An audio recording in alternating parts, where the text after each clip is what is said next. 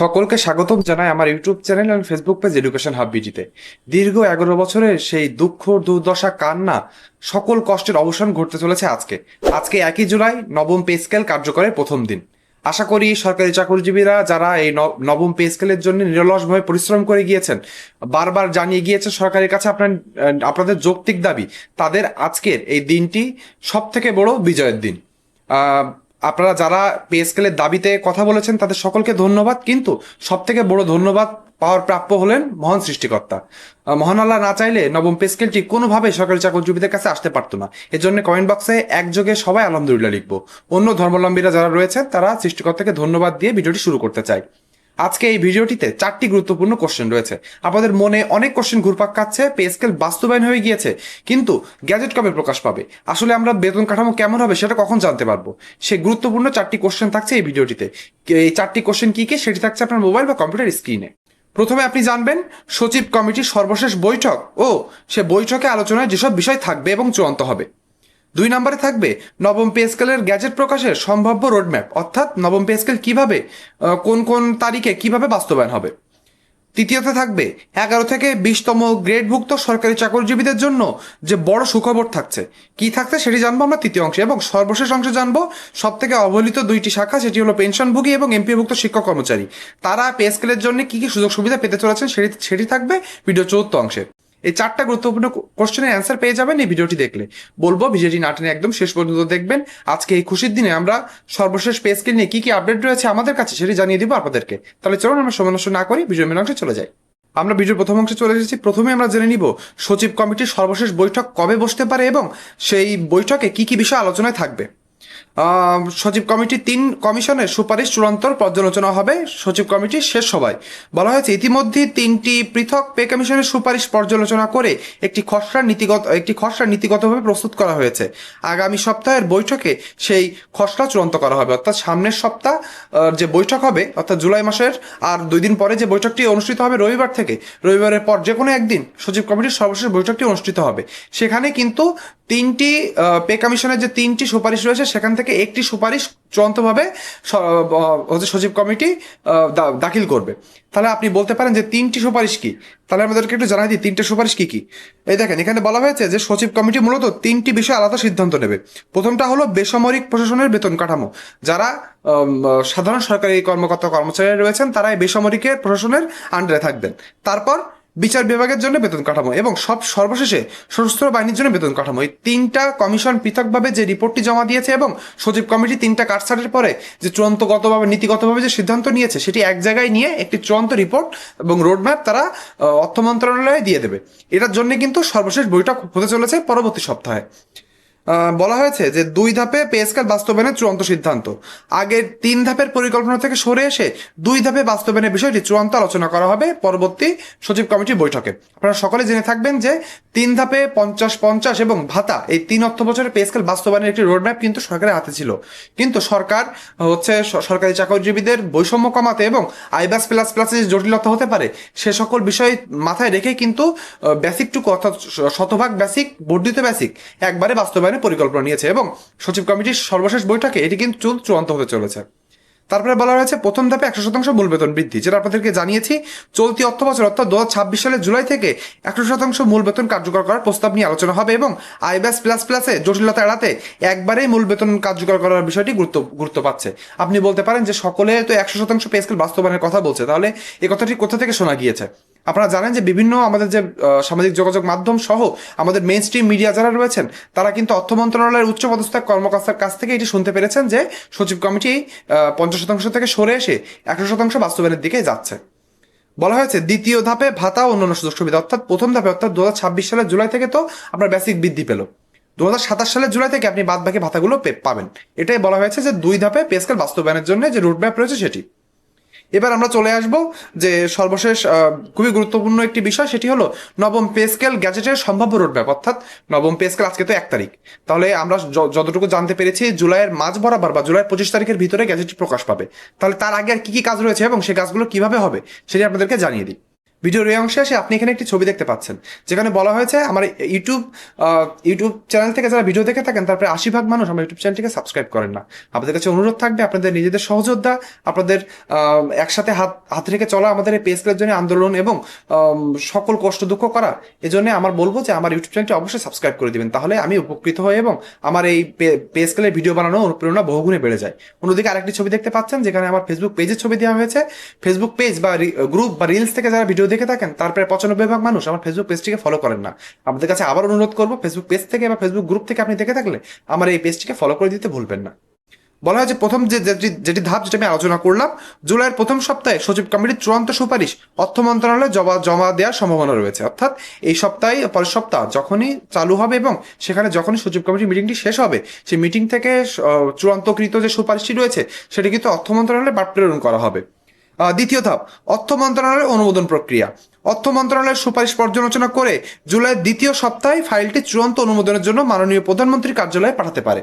তার মানে আপনি বুঝতে পেরেছেন, প্রথম সপ্তাহে আমরা পেয়ে গেলাম সচিব কমিটির চূড়ান্ত রিপোর্ট, তারপরে সেটি চলে যাবে অর্থ মন্ত্রণালয়ে, অর্থ মন্ত্রণালয় সেখানে অনুমোদন দিয়ে পরবর্তীতে প্রধানমন্ত্রীর কার্যালয়টি পাঠাবে। তারপরে কি রয়েছে, তৃতীয় ধাপ, প্রধানমন্ত্রী অনুমোদন। প্রধানমন্ত্রী অনুমোদনের পর গ্যাজেট জারির প্রশাসনিক প্রক্রিয়া সম্পন্ন হবে। তার মানে প্রধানমন্ত্রী যখন এখানে সম্মতি দিয়ে দিলেন তখনই কিন্তু কার্যক্রম শেষ হয়ে যাবে এবং সেটি বিজি প্রেসে চলে যাবে গ্যাজেট আকারে প্রকাশ হওয়ার জন্য। বলা হয়েছে চতুর্থ ধাপ, গ্যাজেট প্রকাশের সম্ভাব্য সময়। সব প্রক্রিয়া সম্পন্ন হলে 15 থেকে 25 জুলাইয়ের মধ্যে নবম জাতীয় পে স্কেল গ্যাজেট প্রকাশের জোরালো সম্ভাবনা রয়েছে, যেটা আমাদেরকে বলেছি। এবং সচিব কমিটি বৈঠকের পর আমাদের অর্থ মন্ত্রণালয়ের সূত্র থেকে যেখান থেকে নিউজ করা হয়েছে সেখানে কিন্তু স্পষ্ট বলে দেওয়া হয়েছে 15 থেকে 22 তারিখের ভিতর বা 25 তারিখ সর্বোচ্চ এর ভিতরে গ্যাজেট প্রকাশের সমূহ সম্ভাবনা রয়েছে। তাহলে আর একবার বলবো, কমেন্ট বক্সে সবাই আলহামদুলিল্লাহ লিখবেন এবং সৃষ্টিকর্তাকে ধন্যবাদ জানাবেন, কেননা এই দীর্ঘ 11 বছরের যে দুঃখ দুর্দশা এবং অর্থনৈতিক যে বৈষম্য ছিল সরকারি চাকরিজীবীদের, নবম পে স্কেল আসলে কিছুটা হলে সেটি লাঘব হবে। সরকারি চাকরিজীবীদের 5 থেকে 6 বছর পর পর যে পে স্কেল আসার রেওয়াজ ছিল সেটা আমাদের ফ্যাসিস্ট সরকার কিন্তু আমাদেরকে সেখান থেকে অব্যাহতি না দিয়ে অষ্টম পে স্কেলের আন্ডারে রেখে দিয়েছিল। সেখান থেকে আমাদের নতুন সরকার এবং অন্তর্বর্তীকালীন সরকারের যে প্রচেষ্টা ছিল তার মাধ্যমে কিন্তু নবম পে স্কেল আমরা পেতে চলেছি। এজন্য যারা যারা নবম পে স্কেল বাস্তবায়নের জন্য অগ্রণী ভূমিকা পালন করেছে তাদেরকে কিন্তু তাদের প্রাপ্য সম্মানটুকু আমাদেরকে দিতে হবে। এবার আমরা চলে আসবো কার্যকারিতা, অর্থাৎ কখন থেকে কার্যকর হওয়া শুরু হবে নবম পে স্কেল। পে স্কেলের কার্যকারিতা 1 জুলাই থেকে ধরা হয়েছে। আপনারা জানেন আজকে থেকে নবম পে স্কেল কার্যকর হচ্ছে। যদি গ্যাজেট প্রকাশে বিলম্ব হয় তবে কার্যকর হওয়ার তারিখ থেকে প্রাপ্য এরিয়া সহ বা বকেয়া বেতন ভাতা পরিশোধ করা হবে। তার মানে আপনি এখানে ভাতা তো পাবেন না, ভাতা পাবেন পরের অর্থ বছরে গিয়ে। তার আগে অর্থাৎ এই অর্থ বছরে যদি আপনার 2 মাস দেরি করে, অর্থাৎ আমরা ধরে নিলাম যে জুলাইয়ের একদম শেষ মুহূর্তে গিয়ে আপনার গ্যাজেট প্রকাশ হলো, আপনি হচ্ছে সেপ্টেম্বর মাস বা আগস্ট মাসে আপনি যখন বেতন পাবেন তখন কিন্তু জুলাই মাসের বেতনটা বকেয়া আকারে আপনাকে দিয়ে দেওয়া হবে। এই মাসে আপনি পুরনো অষ্টম পে স্কেলের আন্ডারে বেতন পাবেন, এভাবে কিন্তু ধরা হয়েছে। দেখেন, এবার বলা হয়েছে যে 11 থেকে 20তম গ্রেডভুক্ত সরকারি চাকরিজীবীদের জন্য বড় কি সুখবর রয়েছে। আপনারা সকলে জেনে থাকবেন যে 11 থেকে 20তম গ্রেডের সরকারি চাকরিজীবীরা এরা কিন্তু সব থেকে বেশি অবহেলিত সরকারি চাকরিজীবীদের ভিতর, কেননা এনারা একেবারে অল্প কিছু বেতন পার্থক্যের ভিতরে এনারা ঘোরাফেরা করেন। তার মানে একদম অল্প সুযোগ সুবিধা পেয়ে থাকেন তুলনামূলক উপরস্থ যে সকল সরকারি কর্মকর্তা কর্মচারী রয়েছেন তাদের থেকে। আমরা তো এটা মানি যে যারা নিচের দিকে গ্রেডে রয়েছেন তারা তুলনামূলক কম সুযোগ সুবিধা পাবেন, কিন্তু বেসিকের যে এত তারতম্য এবং এত সর্বোচ্চ এবং সর্বনিম্ন যে অনুপাত এত বেশি, সেখানে দেখা যেতে পারে এখানে কিন্তু রন্ধ্রে বৈষম্য রয়েছে। সে বৈষম্যটা কমানোরই চেষ্টা করছে নতুন সরকার। 11 থেকে 20তম গ্রেডের সরকারি চাকরিজীবীদের বেতন শতকরা হারে বেশি বৃদ্ধির পরিকল্পনা নিয়েছে। দেখেন কি বলা হয়েছে নবম জাতীয় পে স্কেল কার্যকর ঘোষণা হওয়ার পর 11 থেকে 20 গ্রেডভুক্ত সরকারি কর্মকর্তা কর্মচারীর জন্য সব থেকে বড় সুখবর হলো মূল বেতনের সর্বোচ্চ 100 থেকে 135% পর্যন্ত বেতন বাড়তে পারে, যা সর্বনিম্ন গ্রেডের কর্মচারীদের জন্য সব থেকে বেতন বৃদ্ধি হিসেবে বিবেচিত হচ্ছে। এখানে আমি আপনাদেরকে স্পষ্ট করে কিছু কথা বলে দিই। আপনারা জানেন আমাদের জাতীয় বেতন কমিশন 2025 কর্তৃক যে চূড়ান্ত রিপোর্টটি দেওয়া হয়েছিল সেখানে কিন্তু নিম্নতম গ্রেডে অর্থাৎ 11 থেকে 20তম গ্রেডের সরকারি চাকরিজীবীদের 110 থেকে শুরু করে 142% পর্যন্ত বেতন বৃদ্ধির একটা সুপারিশ করা হয়েছিল। আমরা যতটুকু সর্বশেষ জানতে পেরেছি যে সচিব কমিটি কিন্তু এই নিম্নতম গ্রেডের সরকারি চাকরিজীবীদের বেতনে কাটছাট করতে যাচ্ছে না। ঠিকই শুনেছেন, 110 থেকে 142% যে বেতন কাঠামো ছিল, এখানে একদম কোনো কাটছাট ছাড়াই এটি বাস্তবায়নে কিন্তু চূড়ান্ত ধাপের দিকে আগাচ্ছে। তাহলে তার মানে বুঝতে পারছেন যে সরকারি চাকরিজীবীরা কিন্তু এখানে সুযোগ সুবিধা একটু বেশি পাচ্ছেন, বিশেষ করে 11 থেকে 20তম গ্রেডের সরকারি চাকরিজীবীরা। তাহলে আপনি বলতে পারেন তাহলে 1 থেকে 10তম গ্রেডের সরকারি চাকরিজীবীদের কি হচ্ছে? তাদের ক্ষেত্রে সর্বোচ্চ 100% বেতন বৃদ্ধি পাচ্ছে। আপনি জানেন যে 1 থেকে 10তম গ্রেডের সরকারি চাকরিজীবীদের ক্ষেত্র বিশেষে 105% বা 110% পর্যন্ত বেতন বৃদ্ধির একটি সুপারিশ করা হয়েছিল। সেখান থেকে কাটছাট করে সর্বোচ্চ 100% পরিমাণ বেতন বৃদ্ধির কথা বলা হয়েছে। তাহলে আপনি বুঝতে পেরেছেন শতকরা হারে সরকারি চাকরিজীবীরা যারা 11 থেকে 20তম গ্রেডের ভিতরে রয়েছেন তারা কিন্তু সুযোগ সুবিধা তুলনামূলক বেশি পেতে চলেছেন। এবার আমরা চলে আসবো শেষ অংশে, সেটি হলো পেনশনভোগী এবং এমপিভুক্ত শিক্ষক কর্মচারীদের জন্য সম্ভাব্য সুবিধা। আমি বারবার করে বলি যে এই দুইটা অবহেলিত যে সেকশন রয়েছে, এখানে কিন্তু সরকারি চাকরিজীবীদের এবং এমপিভুক্ত শিক্ষক কর্মচারীদের কিন্তু দেখার কেউই নেই। দেখা যায় যে এটা সব থেকে অবহেলিত কেন থাকে আমি জানি না। বিশেষ করে যারা পেনশনভুক্ত শিক্ষক কর্মচারী, পেনশনভুক্ত সরকারি চাকরিজীবীরা রয়েছেন, তারা তাদের জীবনের সব থেকে মূল্যবান সময়টুকু সরকারি চাকরিতে দিয়ে থাকেন। তারা শেষ জীবনে এসে একটু সুযোগ সুবিধা পান, সেই সুযোগ সুবিধা এত কম। আপনার আশেপাশে যদি কেউ পেনশনভুক্ত কর্মচারী থেকে থাকেন, তাদের কাছে আপনি জানতে পারবেন যে পেনশনের সুযোগ সুবিধা এত কমে গিয়েছে যে এই চরম মূল্যস্ফীতির বাজারে তাদের যে পেনশন রয়েছে সেটা দিয়ে তারা 10 দিন চলতে পারে কিনা আমার সন্দেহ হয়। তারা 10 দিনও চলতে পারে না। তাহলে তারা যে জীবনের 30 থেকে 40টা বছর দিয়ে দিল একটা সরকারি চাকরিকে, শেষ জীবনে এসে তাদেরকে যদি এভাবে অর্থ কষ্টে থাকতে হয়, তাহলে আমি মনে করি যে দেশের মানুষ হিসেবে বা সর্বোপরি দেশ হিসেবে আমরা কিন্তু সেখানে কোনোভাবে একটা ভালো একটা ভালো আবহাওয়া তৈরি করতে পারছি না।